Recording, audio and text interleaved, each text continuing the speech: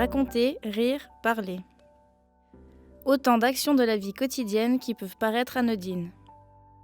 Pourtant, certains enfants y parviendront difficilement. C'est le cas de ceux présentant un trouble du spectre de l'autisme. Ce trouble du développement, diagnostiqué tôt dans l'enfance, se caractérise par des difficultés à communiquer et interagir. Ces difficultés se manifestent à différents moments du quotidien et ont un impact fort sur leur inclusion sociale. Moi. Jus.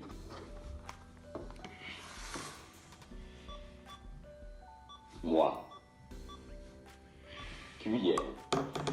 Tiens la cuillère. Dans cette perspective, proposer un accompagnement individualisé lui permettant de surmonter ces difficultés est un défi pour les professionnels.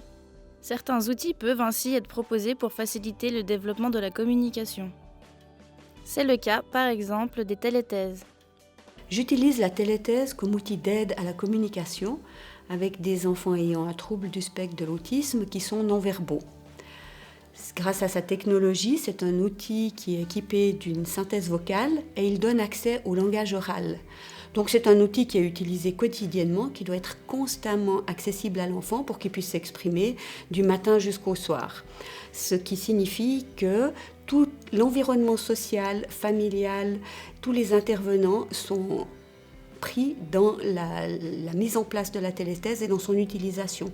C'est un choix d'équipe, une décision qui doit être prise ensemble quand on veut mettre en place une téléthèse. Et une fois que le choix, la décision a été prise, il est important que tout le monde soit formé et connaisse l'appareil technologiquement, connaisse l'encodage de l'appareil et surtout comment apprendre à l'enfant à l'utiliser. Le développement des outils numériques offre de nombreuses possibilités de soutien à la communication. La question du progrès que l'on peut observer chez les enfants est alors soulevée. Parmi les enfants pour qui on a mis en place une téléthèse, on remarque des progrès à différents niveaux. Donc tout d'abord, ce sont des enfants qui ont enfin accès à un outil pour pouvoir communiquer de manière orale, si on peut dire ça ainsi, et de pouvoir être en interaction avec les autres. Ce sont des enfants pour qui on a régulièrement vu une diminution des troubles du comportement. On observe ensuite que ce sont des jeunes qui développent leur compréhension de par, d'une part, le fait que la téléthèse produit un retour auditif stable, donc les mots sont toujours dits de la même manière, et d'autre part, les adultes, les intervenants qui modélisent le langage à l'aide de l'outil, ce qui permet à l'enfant d'avoir un bain de langage adapté. Un autre changement important, c'est l'enrichissement du vocabulaire.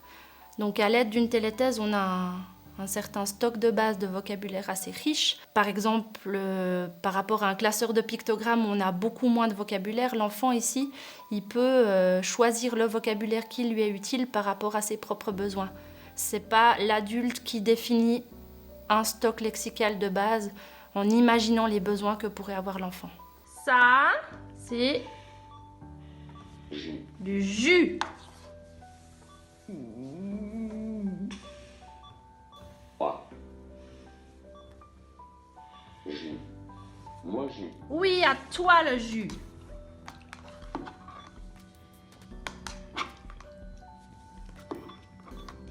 Moi. Jus. À moi le jus. Moi. Jus. Oui, à toi le jus. Chez certains jeunes avec autisme, on a pu observer le développement du langage oral. Donc j'ai personnellement suivi l'évolution d'un jeune pour qui on a mis en place une téléthèse. Il était alors âgé de 10 ans. C'est un jeune qui produisait oralement uniquement les mots oui et non de manière intelligible. Et aujourd'hui, âgé de 16 ans, c'est un jeune qui parle couramment, qui n'utilise plus sa téléthèse et qui est parfaitement intelligible. Donc c'est vraiment un point qui souligne le fait que la mise en place d'un moyen de communication alternatif augmentatif n'empêche pas, n'est pas un frein au développement du langage oral, mais au contraire, il peut être un tremplin. Et finalement, la téléthèse, c'est un outil qui peut aider au développement du langage écrit et également à structurer le langage oral. Au revoir. Merci pour votre attention.